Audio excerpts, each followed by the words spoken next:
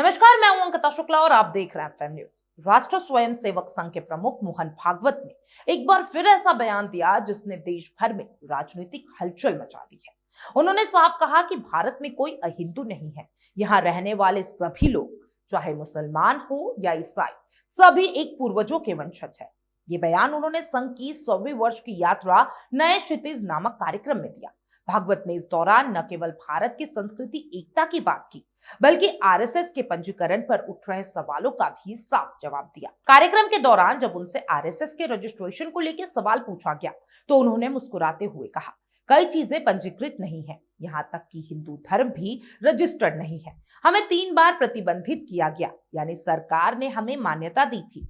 अगर हम होते ही नहीं तो वे किस पर प्रतिबंध लगाते। भागवत ने कहा कि हर बार अदालत ने आरएसएस पर लगे प्रतिबंध को हटा दिया और उसे एक कानूनी संगठन के रूप में मान्यता दी है। उन्होंने दो टूक कहा कि हम असंवैधानिक नहीं हैं, इसलिए पंजीकरण की कोई जरूरत नहीं है। भागवत ने बेहद तनावपूर्ण लहजे में भी कहा, वैसे तो हिंदू धर्म भी रजिस्टर्ड नहीं है। क्या इसका मतलब यह है कि वह वास्तविक में कोई उसका अस्तित्व नहीं है? हमारे देश में कोई संस्था या कई परंपराएं और विचारधाराएं बिना किसी औपचारिक रजिस्ट्रेशन के चलती आई है। आरएसएस भी उसी श्रेणी में आता है। उन्होंने कहा कि आरएसएस की स्थापना 1925 में हुई थी और तब ब्रिटिश शासन के दौरान किसी स्वतंत्र राष्ट्रवादी संगठन का पंजीकरण करवाना संभव नहीं था। क्या आप उम्मीद करते हैं कि हम अंग्रेजों के पास जाकर रजिस्ट्रेशन कराते, जिनके खिलाफ हम लड़ रहे थे? भागवत ने यह भी स्पष्ट किया कि आजाद भारत में कानून किसी भी अपंजीकृत संगठन को भी कानूनी मान्यता देता है। उन्होंने कहा, हम इसी श्रेणी में आते हैं और एक संगठन के रूप में मान्यता प्राप्त है। आरएसएस को आयकर विभाग ने भी एक बॉडी ऑफ इंडिविजुअल के रूप में मान्यता दी है, जिससे उसे कानूनी रूप से फंड जुटाने और सामाजिक कार्य करने की अनुमति मिलती है। भागवत का यह बयान उस वक्त आया जब कांग्रेस के कई नेताओं ने आरएसएस के पंजीकरण और फंडिंग पर सवाल उठाए थे। हाल ही में कांग्रेस अध्यक्ष मल्लिकार्जुन खड़गे ने कहा था कि आरएसएस पर प्रतिबंध लगाया जाना चाहिए। वहीं उनके बेटे और कर्नाटक के मंत्री प्रियांक खड़गे ने भी आरएसएस पे कई सवाल उठाए थे। उन्होंने कहा था कि इसका पंजीकरण नंबर क्या है, फंडिंग कहां से आती है। इस पर जवाब देते हुए भागवत ने साफ कर दिया।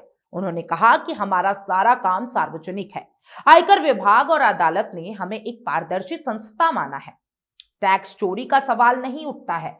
मोहन भागवत ने आरएसएस के भगवा ध्वज को लेकर भी उठ रहे सवालों का साफ तौर पे जवाब दिया। उन्होंने कहा कि आरएसएस के लिए भगवा रंग गुरु का प्रतीक है, लेकिन संगठन हमेशा भारतीय तिरंगे का सम्मान करता आया है। उन्होंने बताया, राष्ट्र ध्वज पहली बार 1933 में तैयार हुआ था और तब भगवा रंग प्रमुख था। बाद में महात्मा गांधी ने तीनों रंगों का सुझाव दिया, जिसमें सबसे ऊपर भगवा रखा गया। संघ ने हमेशा तिरंगे का सम्मान किया है। कार्यक्रम के अंतिम हिस्से में भागवत ने आरएसएस की पुरानी विचारधारा को एक बार फिर स्पष्ट किया। उन्होंने कहा, भारत में कोई अहिंदू नहीं है।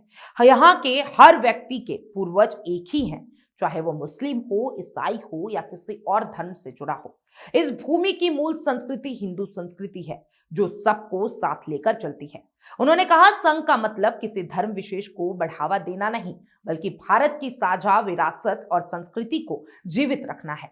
इस कार्यक्रम का आयोजन संघ की शताब्दी वर्ष यात्रा के अवसर पर किया गया था। भागवत ने कहा कि 1925 से अब तक संघ ने समाज के हर क्षेत्र में काम किया है, शिक्षा, सेवा, पर्यावरण, महिला सशक्तिकरण और राष्ट्र निर्माण में। उन्होंने कहा, हम राजनीति नहीं करते, हम समाज को जोड़ते हैं। भारत को वसुधैव कुटुंबकम के आदर्श पर ले जाना ही संघ का लक्ष्य है। भागवत ने इस बयान को कई राजनीतिक विशेषज्ञ या राष्ट्रीय एकता और सांस्कृतिक पहचान का संदेश मान रहे हैं। यह बयान उस समय आया है जब देश में धार्मिक और राजनीतिक ध्रुवीकरण की बहस तेज है। एक और कांग्रेस आरएसएस के अस्तित्व पर सवाल उठा रही है। वहीं भागवत का यह बयान ये दिखाने की कोशिश है कि संघ की जड़ें भारत की मूल सांस्कृतिक मिट्टी में है, ना कि किसी राजनीतिक विचारधारा में। मोहन भागवत का यह भाषण सिर्फ आरएसएस के पंजीकरण या कानूनी स्थिति का जवाब नहीं था।